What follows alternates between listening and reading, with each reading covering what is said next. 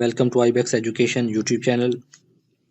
Viewers, आज हम job application writing discuss करेंगे और साथ इसमें ये भी देखेंगे कि जॉब एप्लीकेशन के किस तरह का कौन से पार्ट्स हैं, किस फॉर्मेट में लिखी जाती है और सबसे इम्पोर्टेंट कि किस सिचुएशन में जॉब एप्लीकेशन की कौन सी टाइप लिखी जाती है। ये सारी चीज़ें आज हम डिस्कस करेंगे। तो let's move ahead to start the discussion. हम इस डिस्कशन को स्टार्ट करते हैं with a question, and the question is what is job application letter. सबसे पहले हम ये देखेंगे कि जॉब एप्लीकेशन लेटर होता क्या है। यहाँ पे स्टूडेंट्स एक चीज़ आपको बताना चाहता हूँ कि job application and the job application letter, इन दोनों में कोई डिफरेंस नहीं है। Actually in modern days we are writing job application in the format of a letter, तो इसलिए जॉब एप्लीकेशन को जॉब एप्लीकेशन लेटर भी कहा जाता है। इसके और भी बहुत सारे दूसरे नाम हैं जो कि आगे डिस्कस होंगे। तो हम अपनी डिस्कशन की तरफ मूव करते हैं। फर्स्ट ऑफ ऑल ये देखेंगे कि जॉब एप्लीकेशन होती क्या है। Job application is an official form that employers ask all applicants for a position to fill out. यानी कि जॉब एप्लीकेशन एक फॉर्म होता है जो कि सब एप्लीकेंट्स ने कैंडिडेट्स ने फिल करना होता है, जो उनको एक कंपनी की तरफ से ही दिया जाता है। तो इस फॉर्म को फिलअप करने के बाद आप उसको सबमिट करवाते हैं, देन इसके ऊपर एक प्रोसेस शुरू होता है। और स्टूडेंट्स ये याद रहे कि ये जॉब एप्लीकेशन का जो फॉर्म फिलिंग वाला सेक्शन है, फॉर्म फिलिंग वाला जो सिस्टम है, ये एक ओल्ड मेथड भी है। आप अक्सर न्यूज़पेपर्स में देखते होंगे डिफरेंट ऑर्गेनाइजेशंस जो वहाँ पे ऐड देती हैं जब फॉर डिफरेंट पोस्ट, तो सम टाइम वो अपने उस ऐड में एक फॉर्म भी प्रिंट करवाते हैं ताकि जिस एप्लीकेंट ने अप्लाई करना है वो उसी स्पेसिफिक फॉर्मेट के अंदर उसको लेके जो ऐड के अंदर मौजूद होता है उसको एक प्रिंट करवा के उसी के ऊपर फॉर्म, उसी के ऊपर इंफॉर्मेशन फिलअप करके उनको सेंड करे। लेकिन ये मैं आई एम रिपीटिंग कि this is an old method, और अभी भी different government departments, government institutions में ये इस तरह का form as an application use होता है। दूसरा, job application are often completed online. अब मॉडर्न डेज में, ग्लोबलाइज वर्ल्ड में, मोस्टली जॉब एप्लीकेशंस को ऑनलाइन ही फिल किया जाता है। ऑनलाइन फिल अप करने का मतलब ये है कि जिस कंपनी में आपने अप्लाई करना है उसी कंपनी की वेबसाइट के ऊपर आप देखते हैं कि वहाँ पे एक फॉर्म मौजूद होता है। तो यही फॉर्म, जो ऑफिशियल फॉर्म जो आप इन पास्ट रिटर्न फॉर्म में आपको मिलता था फिलअप करने के लिए, यही फॉर्म अब ऑनलाइन वेबसाइट्स पे, यूनिवर्सिटी कंपनी की वेबसाइट पे मौजूद होता है। तो इसने ये मॉडर्न डेज में ये डिजिटलाइज हो चुका है।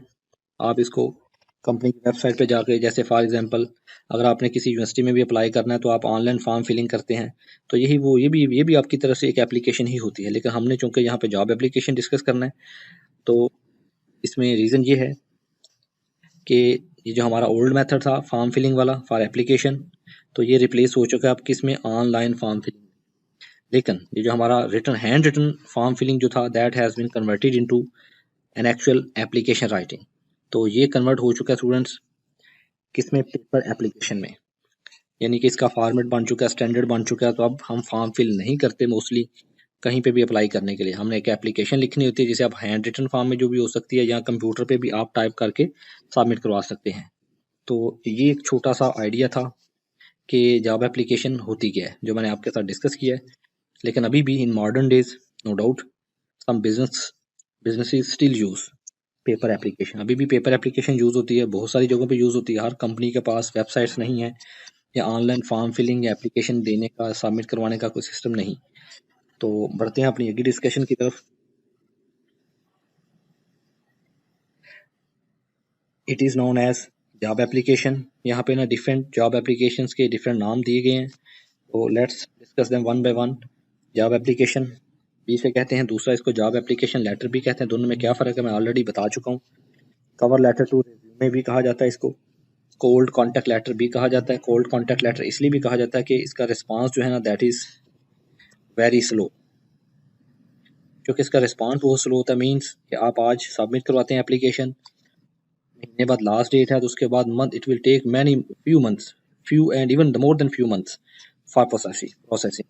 तो आप तब तक वेट करते हैं, या तब तक आप ऑलरेडी कोई और कंपनी ज्वाइन कर चुके हैं। तो इसलिए भी इसे कहा जाता है कि इसका रिस्पांस जो है ना बहुत कोल्ड होता है, बहुत स्लो होता है, that's why it is called cold contact letter. उसके बाद जॉब एप्लीकेशन लेटर को या जॉब एप्लीकेशन जो है इसको प्रॉस्पेक्टिंग जॉब लेटर्स भी कहा जाता है। And one thing very important regarding the job application letter, it is the first contact between you and an employer. तो ये आप में और आपके एम्प्लॉयर में, प्रॉस्पेक्टिंग एम्प्लॉयर, पॉसिबल एम्प्लॉयर जो होता है आपका, जहाँ पे भी आपको जॉब मिल सकती है, जहाँ पे आप अप्लाई करने वाले हैं, तो ये आपका फर्स्ट कांटेक्ट होता है between you, formal contact, first formal contact between you and employer. तो रिमेंबर दिस थिंग, क्योंकि ये फर्स्ट कांटेक्ट है। तो यहाँ पे एक बहुत फेमस इंग्लिश कोटेशन है कि first impression is the last impression. Remember के जब ये फर्स्ट कांटेक्ट है तो आपने अपना फर्स्ट इंप्रेशन जो है ना इसको बिल्कुल इन एन एक्सीलेंट वे आपने इसको कन्वे करना है, इसमें किसी किस्म की कोई मिस्टेक ना हो। Grammatically, idea wise information should be complete, और मुकम्मल तौर पे आपने इसको all the formalities you have to utilise for application writing, जो भी इसके लिए होती है रिक्वायर्ड फॉर्मेलिटीज़ उनको आप पूरा करेंगे, ताकि आपका जो फर्स्ट इंप्रेशन जाना है वो बिल्कुल एक अच्छे तरीके से कन्वे हो, ताकि आपको उसका कुछ ज़्यादा से ज़्यादा बेनिफिट मिल सके। तो let's move ahead for the next slide. इस स्लाइड में हम देखेंगे different types of job application.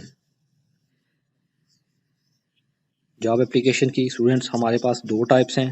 Number one is known as solicited job letter, number two is known as unsolicited job letter, and even unsolicited job letter is also known as prospecting job letter. इसे prospecting job letter भी कहा जाता है। Prospecting mean like a hope job letter, hope जिसमें you are expecting that कि you will B hired, कि आपको job मिल जाएगी। दोनों की सिचुएशन में यूज होते हैं, मैं वन बाय वन डिस्कस करने वाला हूँ। तो मूव करते हैं पहली जॉब एप्लीकेशन के टाइप की तरफ, solicited job letter. Write a solicited job letter when you know that the company is hiring. You have seen an ad in newspaper, website, etc. हम solicited job letter या solicited job application उस वक्त लिखते हैं जब हमें मालूम हो कि कंपनी ने हायरिंग स्टार्ट कर दी है, रिक्रूटमेंट कर रही है, और कंपनी ने कोई एड जो है न्यूज़पेपर में, केबल टीवी में, रेडियो पे, टीवी में, इसके अलावा न्यूज़पेपर्स में, और कंपनी की अपनी वेबसाइट पे या किसी ऐसी वेबसाइट के ऊपर ऐड दिया हुआ है जो कि जॉब्स के ऐड पोस्ट करती है। तो अगर ऐसी कोई सोर्स से आपको इन्फॉर्मेशन मिले और फिर जब इसके रिस्पांस में आप अप्लाई करेंगे तो आपकी जो जॉब एप्लीकेशन होगी that is called solicited job letter.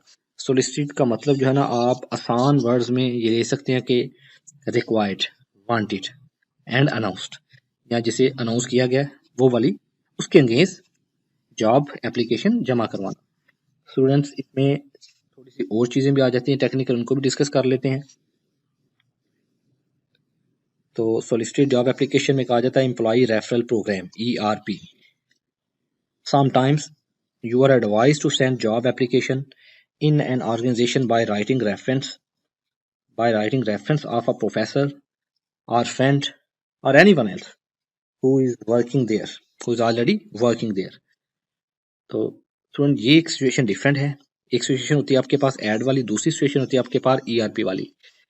और सम टाइम आपका वहाँ पे ऑलरेडी वर्क करने वाला कोई प्रोफेसर, आपका जानने वाला, आपका दोस्त, आपका कुछ सीनियर, आपका जूनियर, कोई आपका कोई college mate, university mate, like that, जो वहाँ पे ऑलरेडी काम कर, अगर तो आपको ऐड सेंड करता है भाई ये ऐड है, इसके अगेंस्ट अप्लाई करें, फिर तो आपकी जो जॉब एप्लीकेशन है, no doubt that is solicited job application in response of some ad. वो ऐड चाहे आप अखबार से ले लें, चाहे आपका कोई फ्रेंड आपको दे दे, या आपका कोई प्रोफेसर, आपका जानने वाला कोई सीनियर आपको फॉरवर्ड कर दे, तो इन सारी सूरतों में आपके पास ऐड आ जाता है, आप उस ऐड के अगेंस्ट ही अप्लाई करते हैं। तो दूसरी सिचुएशन ये होती है कि आपका कोई जानने वाला जो ऑलरेडी वहाँ पे काम कर रहा है उसी कंपनी में, तो वो आपको सजेस्ट करता है कि हमारी इस कंपनी में ये पोस्ट है और आप उसके लिए एलिजिबल हो, इसके लिए अप्लाई करें।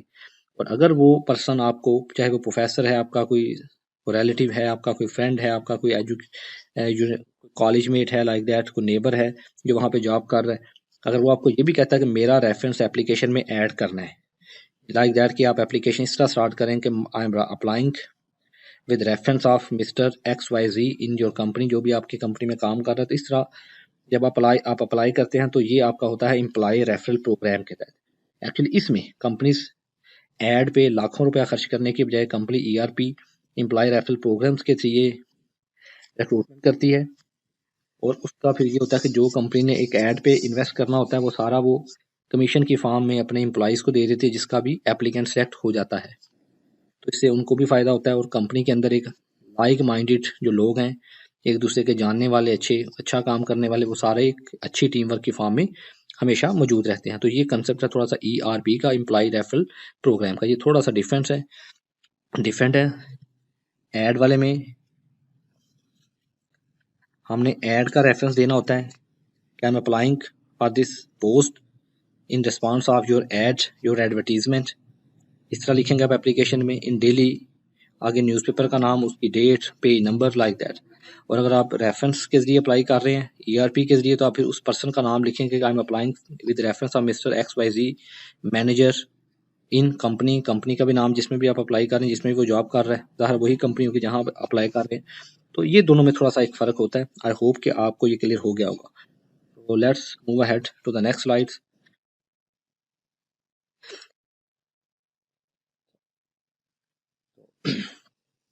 स्टूडेंट्स, इस स्लाइड में हम डिस्कस करेंगे कि how to organise a solicited job application. हमने ये देखना है कि जॉब एप्लीकेशन को किस तरह ऑर्गेनाइज किया जा सकता है, मीन के what will be its organisational plan, कि किस तरह की इंफॉर्मेशन जो होगी हम इसमें ऐड करेंगे। इसमें हमारे पास फ्यू पॉइंट्स हैं जिनको हम डिस्कस कर लेते हैं, कि यही पॉइंट्स मेन पॉइंट्स हैं जिनको हमने लाजमी इस एप्लीकेशन में, सोलिसिटेड जॉब एप्लीकेशन में डिस्कस करना है। Number 1, mention the name of the post, post का नाम मेंशन करें। ज़ाहिर मैंडेट लाजमी, ये मैंडेटरी है, it's must, you are applying for, जिसके लिए भी आप अप्लाई कर रहे हैं। Number 2, where you learn about the job, जो ऑलरेडी मैं आपसे बात कर चुका हूँ प्रीवियस स्लाइड में, कि आपको जॉब के बारे में पता कहाँ चला, कहाँ कैसे चला, कोई ऐड देखा आपने, और ऐड देखा तो कहाँ देखा है, कहाँ ऐड पड़ा है। उसके बाद रेफरल है, अगर तो ERP के जरिए है, तो किस कंपनी में से किस एम्प्लॉई ने, किस पर्सन ने आपको रेकमेंड किया, आपको सजेस्ट किया अप्लाई करने के लिए विद हिज और हर रेफरेंस एटसेट्रा, तो ये मेंशन करेंगे आप। उसके बाद show what separate you from other applicants, आप ये दिखाएंगे कि दूसरे एप्लीकेंट से आप किस तरह डिफरेंट हैं। फॉर एग्जांपल, अगर आपकी कोई यूनिकनेस है, आपकी कोई एक्स्ट्राऑर्डिनरी अचीवमेंट है, लाइक आपने फर्स्ट पोजीशन ली हुई है अंडर ग्रेजुएशन में,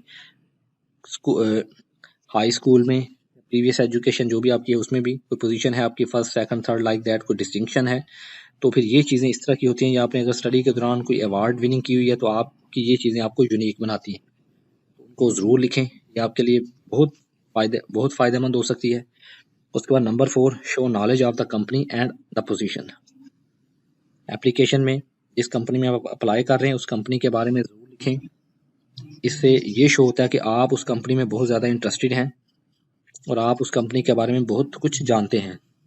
तो फिर ये पॉइंट आपके इंटरव्यू में आपके लिए बहुत हेल्पफुल होता है, और आपके इंटरव्यू में इस तरह आपके इंटरव्यू में जॉब सक्सेस रेट जो है वो ज़्यादा हो जाता है। Number 5, refer your resume which you would enclose with the letter and ask for interview. अपनी जॉब एप्लीकेशन के साथ अपना लेटेस्ट रेज्यूमे ज़रूर बनाएं, वो साथ अटैच करें, और जो भी आप जॉब लेटर सेंड कर रहे हैं उसके साथ उसको भी अटैच करें, और उसमें इंटरव्यू के लिए रिक्वेस्ट ज़रूर करें। Number 6, application letter comes under the formal letter, ये ऑलरेडी भी मैं डिस्कस कर चुका हूँ कि एप्लीकेशन जो होती है, जॉब एप्लीकेशन लेटर जो है, that is comes under the formal letter, so it words so its words and phrases should be selected carefully. तो इसके वर्ड्स, इसके फ्रेजेस, ग्रामेटिकल, ये वर्ड्स फ्रेजेस सब कुछ बिल्कुल एक्यूरेट करेक्ट होने चाहिए, ग्रामर ठीक हो, आइडियाज बिल्कुल रेलिवेंट हो, ठीक है, कोई इररेलिवेंट मटेरियल मौजूद ना हो। Number 7, language and the content should be simple and short, आपकी लैंग्वेज बिल्कुल सिंपल हो, कोई कॉम्प्लिकेटेड लैंग्वेज यूज़ ना करें वाइल राइटिंग एन एप्लीकेशन। और दूसरा, बिल्कुल शॉर्ट रहें, शॉर्ट का मतलब यहाँ पे है to the point, to the point, बस जितनी ज़रूरत है सिर्फ उतनी बात मुकम्मल करें। No need to discuss, no need to write something extra and something irrelevant. Let's move ahead to the slide number 4। Now we shall discuss the second type of job letter. Students, हमारी second type of job application letter जो है, that is called unsolicited job letter. And student, that letter is also known as prospecting job letter, ये भी इसी का नाम है। ये होते क्या है, इनको डिस्कस करते हैं। Sometimes you may want to work sometimes you may want to work for an organization that has not announced the job yet, यानी कि आप किसी ऐसी कंपनी में जॉब करना चाहते हैं जिसने अभी जॉब्स अनाउंस नहीं की, राइट। तो आपका इंटरेस्ट ये भी हो सकता है कि वहाँ बेनिफिट्स बहुत ज़्यादा हैं, प्रोग्रेस के प्रमोशन के चांसेस बहुत ज़्यादा और, और जल्दी ही मिल जाते हैं as compare to the company in which you are already working. तो ऐसे केस में कहता है then you write a prospecting letter, तो फिर आप एक प्रोस्पेक्टिंग लेटर लिखते हैं। प्रोस्पेक्टिंग लेटर स्टूडेंट यहाँ पे यही है प्रोस्पेक्टिंग जॉब लेटर, यानी कि फिर आप ऐड का वेट नहीं करते, आप कंपनी की तरफ से जॉब्स क्रिएट होने का वेट नहीं करते, जॉब अनाउंस होने का वेट नहीं करते, तो आप खुद से उनको एक job application with your latest resume attach करके सेंड कर देते हैं। Prospecting letter helps you enter into the hidden job market. Hidden job market mean जिसके बारे में ऐड नहीं आता, न्यूज़पेपर में नहीं बताया जाता सम टाइम लाइक दैट। तो आप ऑलरेडी उनको एप्लीकेशन दे चुके होते हैं, तो when ever the company will create job, when ever the company will feel that के न्यू जॉब्स आर देयर, तो वो फिर जो ऑलरेडी एप्लीकेशन जमा होती हैं वो उनको ही कंसिडर कर लेते हैं। तो आपकी हिडन मार्केट में भी जॉब विन करने के जो चांसेस हैं वो ज़्यादा हो जाते हैं। तो इसके अलावा एक तो ये सिचुएशन होती है, दूसरी एक और सिचुएशन बनती है फॉर अनसोलिसिटेड जॉब लेटर कि in some cases your prospecting letter may arrive at the company that has decided to hire but has not announced the job yet। पहली सिचुएशन ये थी कि कंपनी ने ना तो जॉब अनाउंस की है, ना ही कंपनी ने जॉब क्रिएट करने का या अनाउंस करने का, हायर करने का कोई डिसीजन किया है। इस सिचुएशन में यह है कि कंपनी ने हायर करने का डिसाइड कर लिया है, फैसला हो गया है, लेकिन अभी अनाउंस नहीं किया।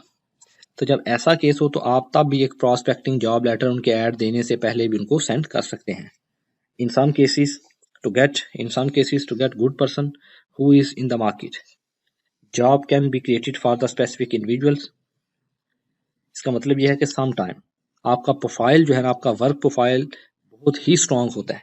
आप वर्ल्ड मीन्स कि आप एक वर्ल्ड रैंक कंपनी में, एक लीडिंग कंपनी में काम कर चुके होते हैं। तो जब आप वहाँ से, जैसे फॉर एग्जांपल हमारे पास लीडिंग में डिफरेंट अमेरिकन कंपनीज हैं, यूरोपियन कंपनीज भी हैं, ठीक है।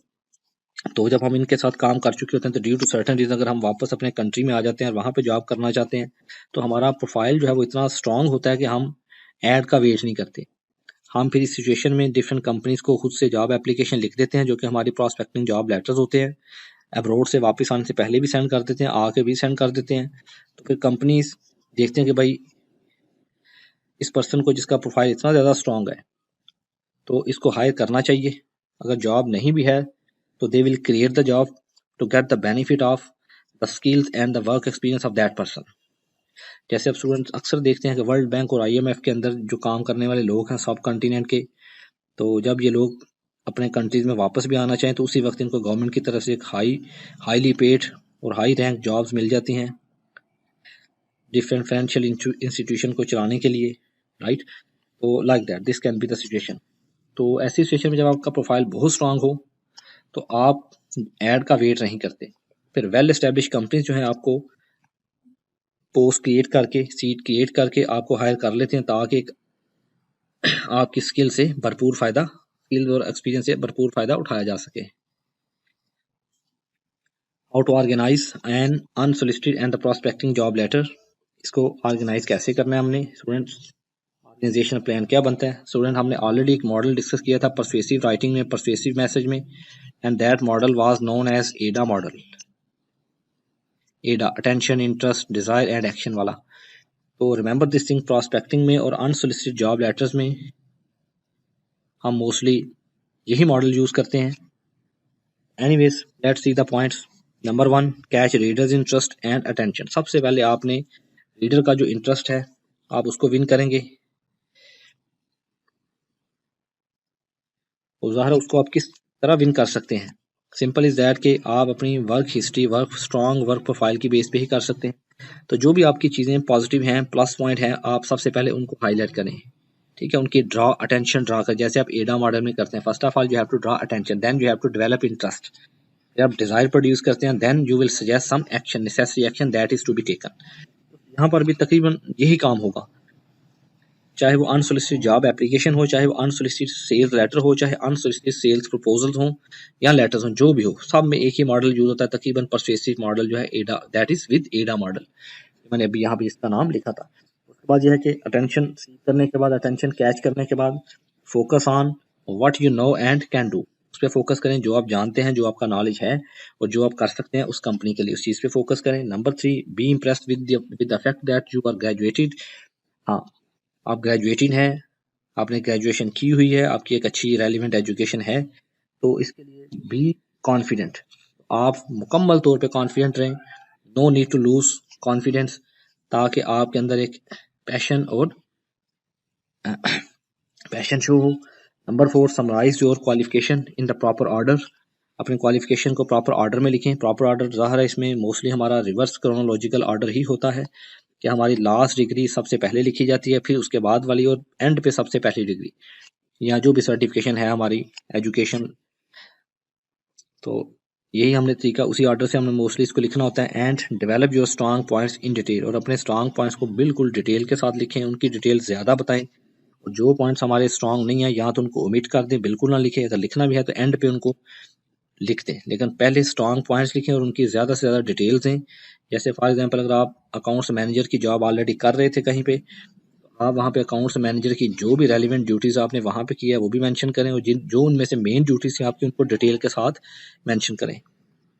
लेकिन एप्लीकेशन में हमारे पास स्टूडेंट्स इतना टाइम नहीं होता, इतनी ज़रूरत नहीं होती लिखने की, लेकिन फिर भी पॉइंट्स की फॉर्म में ज़रूर बता दें, लेकिन बाकी डिटेल आप ज़ाहिर आपने रेज्यूमे भी अपनी इस एप्लीकेशन के साथ अटैच किया होता है, तो बाकी डिटेल आपकी वहाँ आ जाएगी। नंबर 5, आइडेंटिफाई द स्पेसिफिक निश, आइडेंटिफाई द स्पेसिफिक निश यू वांट टू फिल। निश कहते हैं हम उस गैप को, गैप मींस जो जहाँ पे आपने खुद को फिट करवाना होता है, यानी कि जो भी आप कंपनी की ज़रूरत है, पहले आप कंपनी की ज़रूरत देखेंगे, उनको प्रूफ करेंगे कि भाई आपकी कंपनी को इस तरह की, इस पोजीशन पे इस बंदे की ज़रूरत है, तो ये इस पोजीशन पे ये I am the best fit, आप उसकी जगह पे अपने आप को प्रेजेंट करेंगे। तो आपने उस जो जहाँ भी आपने खुद को फिट करना है, जिस तरह की भी आपको पोस्ट चाहिए, तो कोशिश करें कि उसको इस तरीके से एप्लीकेशन में मेंशन करें कि आप उसको उस कंपनी की ज़रूरत बनाएं, ताकि वो फील करें कि बाकी कि भाई ये यही जो है ना हमारे पास suitable, the most appropriate applicant है, इसे हमारी कंपनी में होना चाहिए। एनीवेज, निश गैप को भी कहते हैं स्किल गैप, के जो स्किल्स में गैप है, यानी कि बाकी ऑलरेडी वर्कर्स मौजूद हैं और ये यहाँ पे इस पोजीशन पे बंदा नहीं है, तो जहाँ पे आपने फिट होना है, तो उनको ये you have to ensure. Number 6, ask for interview, interview की रिक्वेस्ट जरूर करें। And tell when you will be available for interview, और आप अवेलेबल कब तक होंगे जरूर मेंशन करें एप्लीकेशन में कि all time I am available, any time you can call for interview mention करें, ताकि उनको पता हो right now you are in position to work with them, तो आप उनके लिए किसी भी time you can be there for interview. तो स्टूडेंट्स, ये कुछ सैंपल्स हैं जो आपके साथ मैं शेयर कर रहा हूँ यहाँ पे, इसको देख लें। ये सबसे पहला जो हमारा सैंपल है, ये सोलिसिटेड जॉब एप्लीकेशन का सैंपल, जॉब एप्लीकेशन लेटर का सैंपल है। इसको मैं आपको थोड़ा सा आइडिया दे देता हूँ इसका, ताकि आपको इसको समझने में आसानी हो जाए। देखें, जॉब एप्लीकेशन ये टेम्पलेट की फॉर्म में है, इसको आप फिलअप कर सकते हैं। पॉइंट्स मैंने लिखे हुए हैं। सबसे पहले आपने एम्प्लॉयर्स का नाम लिखना है, फिर एम्प्लॉयर का एड्रेस लिखना है। उसके बाद आपने एक लाइन छोड़ने के बाद खाली, जैसे हम एक लाइन मोस्टली छोड़ते हैं लेटर राइटिंग के लिए भी, तो राइट साइड पे आज आपने डेट लिखें उस दिन की जिस दिन आप एप्लीकेशन सेंड करें, फिर आप एक लाइन कम से कम छोड़ें खाली। उसके बाद राइट साइड पे आप सब्जेक्ट लिख के आगे सब्जेक्ट लिख दें जो भी आपकी एप्लीकेशन का बनता है। उसके बाद डियर मिस्टर, सैल्यूटेशन जो हमारी वो आ जाती है जैसे हम लेटर में डिस्कस करते हैं। सैल्यूटेशन में मिस्टर या मिस लिख के उसके आगे उसका नाम लिख दें, name of the concern person, ये आगे मेंशन भी है। इन चीज़ों की ज़रूरत नहीं होती, बस इनको आपने यूज़ करना है ये जो है। उसके बाद आप कोमा, कोमा के बिल्कुल नीचे यहाँ से आपने अपना टेक्स्ट स्टार्ट करना है। ये यहाँ पे इस वक्त सैंपल में इधर लेफ्ट साइड से शुरू हो रहा है, लेफ्ट मार्जिन लाइन से, लेकिन आप इसको यहाँ से उठा के यहाँ से स्टार्ट करेंगे, बिल्कुल कोमा पंक्चुएशन मार्क के नीचे से। तो उसके बाद आप अपनी डिटेल लिख दें। आई एम के बाद अपना देखें मेंशन जो क्वालिफिकेशन, अपना नाम मेंशन करें, जॉब वैकेंसी जो भी whatever it is that you want to achieve, जिसके लिए भी आप अप्लाई कर रहे हैं तो उसको आप मेंशन करें। तो इस सैंपल का बाकी हिस्सा स्टूडेंट्स ये यहाँ पे मौजूद है, इसको भी जरूर पढ़ें, ठीक है। उसके बाद देखें, जब आप योर सिंसियरली वगैरह लिख लेते हैं, आपकी एप्लीकेशन एंड होती है कॉम्प्लीमेंट्री क्लोज के साथ। उसके बाद यहाँ पे बच्चों आपने स्टूडेंट्स इस हिस्से में आप अपने साइन पुट करेंगे, ठीक है। ये ज़रा साइन मेरे से बाय मिस्टेक ऊपर हो गए हैं यहाँ पे, ठीक है। योर हैंड रिटन सिग्नेचर होंगे यहाँ पे। फिर ये इस हेडिंग की ज़रूरत नहीं है, हेडिंग ये किसी की भी ज़रूरत नहीं है। आप यहाँ पे योर नेम के आगे अपना नाम यू हैव टू राइट, अपना एड्रेस, कॉन्टैक्ट और कॉन्टैक्ट नंबर, ये तीनों चीज़ें बहुत कंपल्सरी यहाँ पे लिखें स्टूडेंट। यहाँ पे कंट्रोवर्सी है सम टाइम्स ना, लोग क्या करते हैं, एप्लीकेंट्स क्या करते हैं कि ये इन्फॉर्मेशन जो है ना सिर्फ यहाँ पे सिग्नेचर करके अपना नाम लिखते हैं, बाकी जो अपनी इन्फॉर्मेशन है like address and the contact, तो ये लोग इसे मैं पीछे सैंपल पे जाता हूँ, इसे लोग यहाँ पे लिखते हैं ये। तो एप्लीकेशन में ये एड्रेस एंड द कॉन्टैक्ट यहाँ पे लिखना जो है that is not appropriate, that's not a good practice. अगर वो लिखता है तो भाई व्हाट वी कैन से, लेकिन आप कोशिश करें आप इसको कॉम्प्लीमेंट्री क्लोज के बाद ही लिखें, जैसे कि यहाँ इस सैंपल में भी इसको यहाँ लिखा गया है। ये तो स्टूडेंट्स टेम्पलेट की फॉर्म में सैंपल है, आगे इसके और सैंपल भी मौजूद हैं जो कि आपका वेट कर रहे हैं कि आप उनको देखें समझें। यहाँ पे ये देखें जॉब सोलिसिटेड जॉब एप्लीकेशन लेटर है, यहाँ पे मैंने आपकी आसानी के लिए स्टूडेंट्स सोलिसिटेड भी लिखा हुआ, टाइप भी मेंशन किया ताकि आपको किसी किस्म का कंफ्यूजन ना हो। ठीक है जी, तो ये देख लें, इसमें सबसे पहले रिसीवर का नाम है, उसके बाद डेट लिखी हुई है, उसके बाद स्टूडेंट सब्जेक्ट मौजूद है, सैल्यूटेशन मौजूद है, ये थोड़ा सा आई इसके नीचे नहीं स्टार्ट हो सका, आप बिल्कुल इसके नीचे से स्टार्ट करेंगे। उसके बाद देखें आप एप्लीकेशन बता रहे हैं for this job, advertise in daily, newspaper का नाम मेंशन है, डेट मेंशन है, टाइम मेंशन, डेट मेंशन है, पेज नंबर भी मेंशन कर सकते हैं। उसके बाद देखें बाकी डिटेल मौजूद है सारी। तो ये कंप्लीट सैंपल है एक, तो स्टूडेंट ये आप इसको भी फॉलो कर सकते हैं, इसको कॉपी मत करें, इसको देखें समझें और अपने तौर पे खुद से अपना जो है सैंपल वो आप क्रिएट कर सकते हैं। ये सोलिसिटेड जॉब एप्लीकेशन का टेम्पलेट के बाद एक कंप्लीट सैंपल था। नाउ मूव अहेड के ये स्टूडेंट सोलिसिटेड जॉब एप्लीकेशन लेटर है, लेकिन ये ईमेल फॉर्मेट में लिखा हुआ है कि ईमेल में अगर आपने लिख के भेजना है तो आप किस तरह करेंगे। देखिए इसमें सिंपल ही है, सबसे पहले आपने ईमेल का ईमेल आईडी लिखनी है इसकी, सेंडर की, ज़ाहिर ईमेल में जैसे फॉर्मेट ऑटोमेटिकली वहाँ पे मौजूद होता है। उसके बाद फ्रॉम सेंडर की, पहले रिसीवर की फिर सेंडर की, उसके बाद आपका सब्जेक्ट आ जाता है, सब्जेक्ट के बाद सीधा डियर के बाद वही मिस्टर स्मिथ, मिस्टर जॉर्ज, जो भी नाम होगा रिसीवर का, लिखने के बाद I am writing this job letter, इस तरह पीछे लेफ्ट मार्जिनल लाइन से आप स्टार्ट कर दें बेशक। उसी तरह बाकी तकरीबन सारी चीज़ें लिखने के बाद योर फेथफुली के बाद just you have to write your name, तो आप अपना नाम लिखेंगे और यहाँ पे फेथफुली का एफ जो है ना that will be small, by mistake capital हो चुका है, आप इसको ठीक कर लें, करेक्ट कर लें। तो अपना नाम लिख के आप उसको सेंड कर दें। इसी तरह स्टूडेंट आगे हमारा जो नेक्स्ट सैंपल है 3, वो है पहला टेम्पलेट फॉर्म में, जो पॉइंट्स फॉर्म में सैंपल है वो है अनसोलिसिटेड जॉब एप्लीकेशन के लिए। पहले हमने तीनों डिस्कस किए हैं सोलिसिटेड के लिए, now unsolicited are the prospecting job application letter के पॉइंट्स। उसी तरह स्टूडेंट्स एम्प्लॉयर का name, address, contact address, subject लिखें, डेट, मिस्टर ABC डैश जो भी whatever is the name. उसके बाद बाकी टेक्स्ट ये ब्लैंक्स फिल कर ले तो आप एक लेटर भी जॉब एप्लीकेशन लेटर अनसोलिसिटेड भी कंप्लीट कर सकते हैं। उसी तरह सिग्नेचर के बाद अपने सिग्नेचर पुट करें, कॉम्प्लीमेंट्री क्लोज के बाद अपना नाम, address and the contact you have to write. उसी तरह ये सैंपल है, बाकी आप इसको डिटेल से खुद भी पढ़ सकते हैं। उसके बाद देखें जॉब नेक्स्ट है हमारे पास अनसोलिसिटेड और the prospecting job application letter sample, complete sample मौजूद है। देखें यहाँ पे रिसीवर इंफॉर्मेशन, ये यहाँ पे डेट मौजूद है, यहाँ पे डेट जो है ना इस वक्त मैंने टॉप पे लिख दी है बजाय के इनसाइड एड्रेस या रिसीवर के नेम और कॉन्टैक्ट एड्रेस के बाद, जैसे हमने पिछले सैंपल्स में लिखी है। तो इसमें कोई प्रॉब्लम नहीं है, आप स्टार्ट पे भी लिख दें, टॉप पे इशू नहीं है, लेकिन बेहतर है कि आप इसके बाद यहाँ पर ही लिखें तो भी अच्छा है, लेकिन यहाँ पर भी लिखी होती है मोस्टली। उसके बाद देखें सब्जेक्ट लिखा, सब्जेक्ट में job application letter whatever is the topic, receiver name and उसके बाद आपका टेक्स्ट आ जाता है। उसी तरह complimentary close, signature you have to put, फिर अपना name, company name, contact etcetera सारा। चलिए इसके बाद नेक्स्ट सैंपल पे आ जाएं। ये सैंपल है हमारे पास ईमेल के लिए। ईमेल के लिए स्टूडेंट्स बिल्कुल ये भी उसी तरह ही है, अनसोलिसिटेड प्रॉस्पेक्टिंग, मिस्टर अफजल, उसका ईमेल आईडी,